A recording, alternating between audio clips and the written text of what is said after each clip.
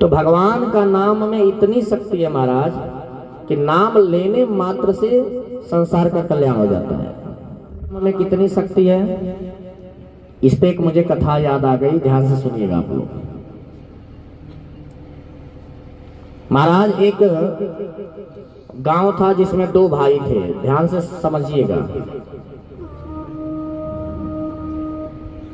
एक भाई थे मास्टर साहब और दूसरा भाई बेचारा बिल्कुल मूर्ख जैसा रहता था, फटा पुराना कपड़े पहनकर रहता था। कितने भी नया वस्त्र उसे दे दिया जाए, मास्टर साहब अपने भाई के लिए कुछ भी कर ले, पर वो नहीं पहनता था, उसी तरह रहता था।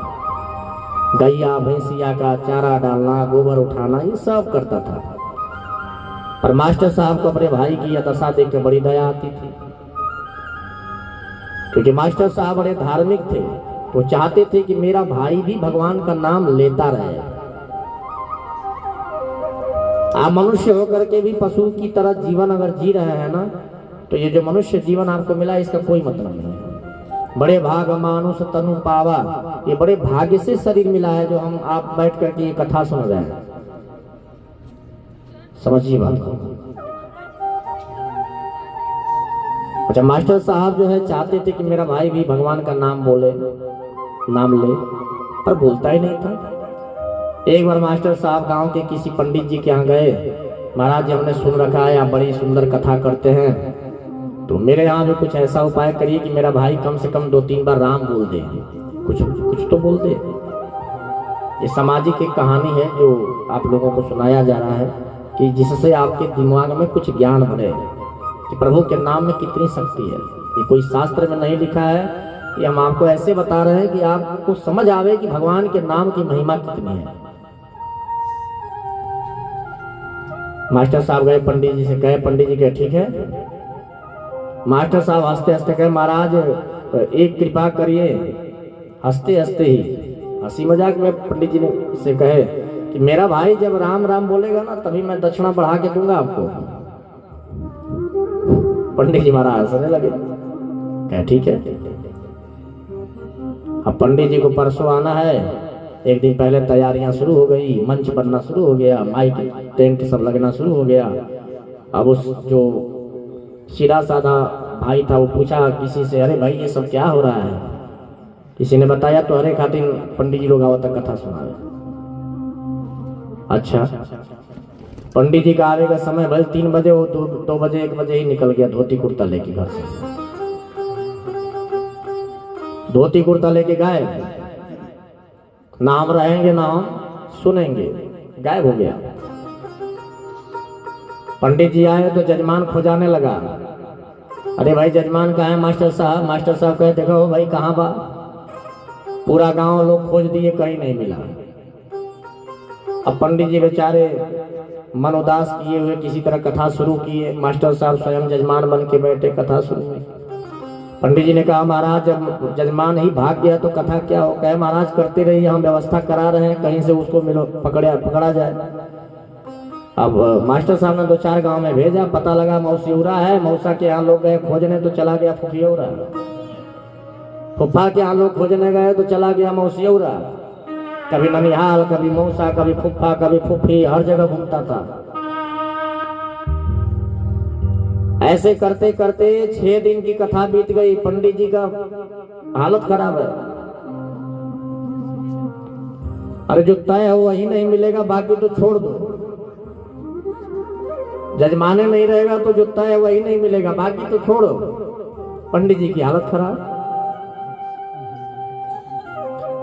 6वें दिन पंडित जी ने कहा मास्टर साहब आपका भाई बड़ा बदमाश बा भाई। मास्टर साहब ने कहा पता लगा कि ससुरारी बा, आज भेजा तो नहीं ससुरारो। 7वें दिन पंडित जी कथा शुरू करने से पहले ही खोज रहे हैं, जजमान किधर गया? मास्टर साहब ने कहा अभी तक पता नहीं चला है। पंडित जी के अच्छा, कथा शुरू हुआ। पंडित जी बड़े गुस्सा में। अब कथा का जैसे ही विश्राम हुआ महाराज, हवन हो रहा था और तब तक वो अपना सोचा कि अब तो पंडित जी लोग पोथी पत्रा लेके चले गए होंगे, तो अपना गठरी मोटरी लेकर के आ रहा है, धीरे धीरे चलते हुए।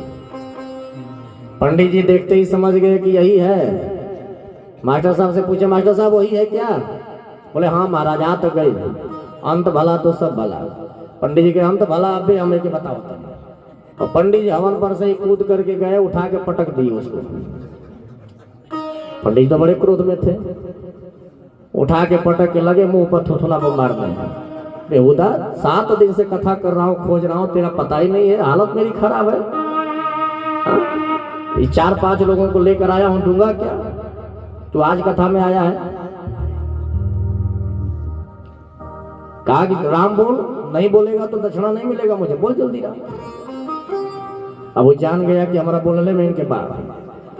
तो कहा महाराज कितनो अब मारब, हम कहा तो नहीं राम बोले के, हम राम राम ना बोलब।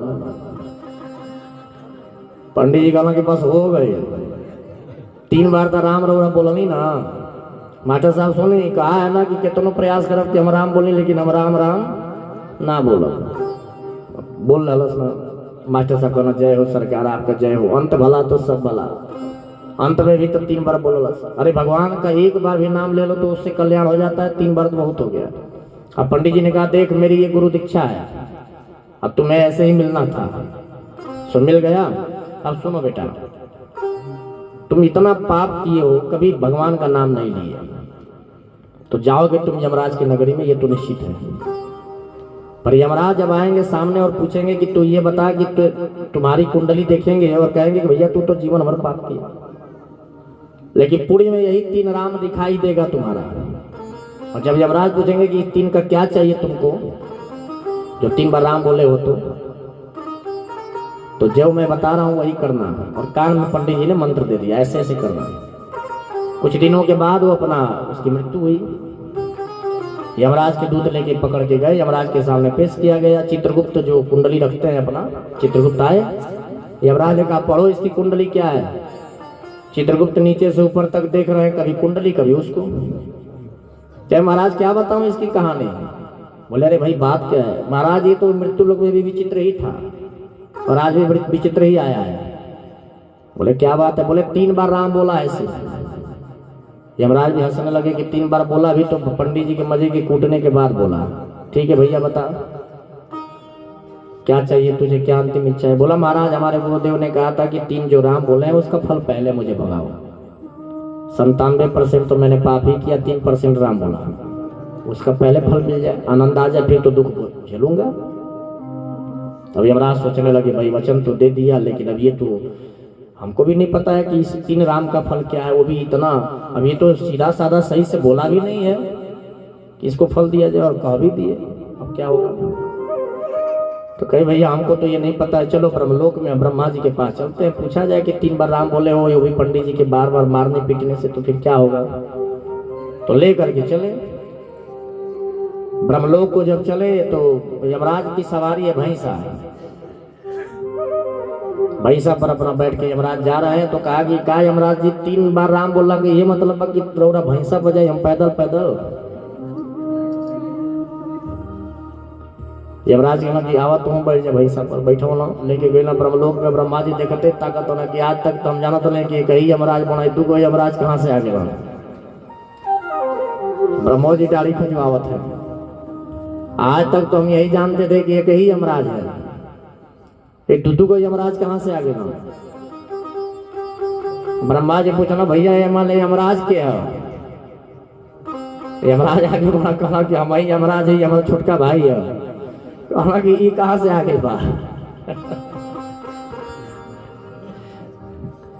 यमराज कहना महाराज मालिक ये बात बा, अब एक हम वचन देते रहे 3 बारी राम बोले बा, का फल बा? ब्रह्मा जी कहना कि जल्दी हटावा यहाँ से, नहीं तो हमारे को नियम बिगड़ जाएगी। ये हमारा बस करने के शिव जी के यहाँ ले जाए, शिव जी एक संभारे में केस पकड़ के ओकरा के शिव जी के यहाँ ले गए। शिव जी देखना तो कहना कि अरे बाप रे बाप, ये भैया कहाँ से लेके के अला? यमराज कहना महाराज हमारा जियल दुश्वार कर दे बा।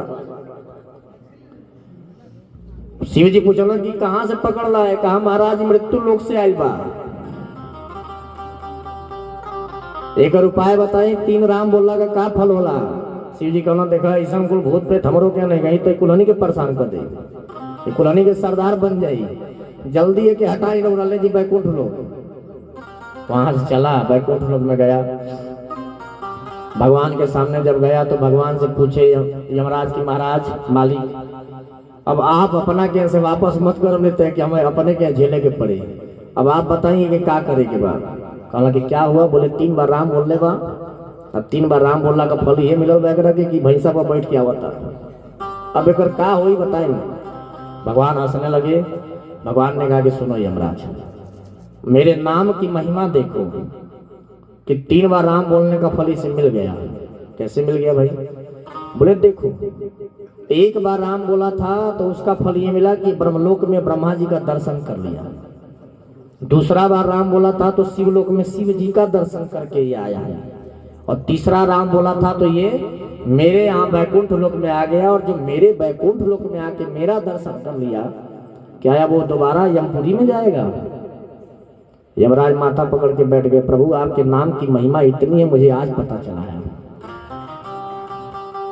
तो भगवान के नाम की महिमा महाराज इतनी है कि जान के या अनजान में जैसे भी भगवान का नाम लोगे वो आपका कल्याण ही करेगा।